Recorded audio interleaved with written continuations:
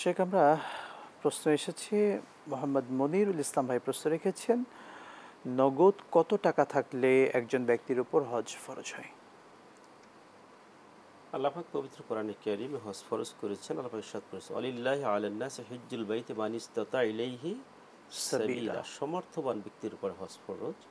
তার ব্যাখ্যা করে ইসলামিক স্কলারগণ খুব সুস্পষ্ট একটা নির্দেশনা দিয়েছেন যে হজের যাতায়াত, সেখানের খরচ এবং তার পরিবারের একই সময় তার পরিবারের ভরণ অর্থাৎ পোষণ করা, হজের সেই দিনগুলোর খরচ। ভরণ পোষণ করা, অর্থাৎ তিনি ফিরে আসা পর্যন্ত পরিবারের স্বাচ্ছন্দ্যে ভরণ পোষণ, এই পরিমাণ অর্থ যদি তার কাছ থাকে তার উপর হজ ফরজ। অর্থাৎ তার টোটাল প্রয়োজন মেটানোর পরে এক্সট্রা এই পরিমাণ অর্থ তার আছে। আচ্ছা, তার উপর হজ ফরজ। এখন বর্তমান প্রেক্ষাপটে বাংলাদেশের যে হজের যে খরচটা রয়েছে, তো প্রায় 5.5 লক্ষ টাকা থেকে 6 লক্ষ বা এর কম বেশি আর কি, যেভাবে অর্থাৎ টোটাল হজের সফরটা আমরা, এটা প্লাস তার বাড়ির যে খরচটা আছে, জি, তো এই খরচটা কমপ্লিট হওয়া পর্যন্ত যে পরিমাণটা দাঁড়ায়, সেটার পরে সেটা পরিপূর্ণ হলে পরে তার উপর হজ ফরজ।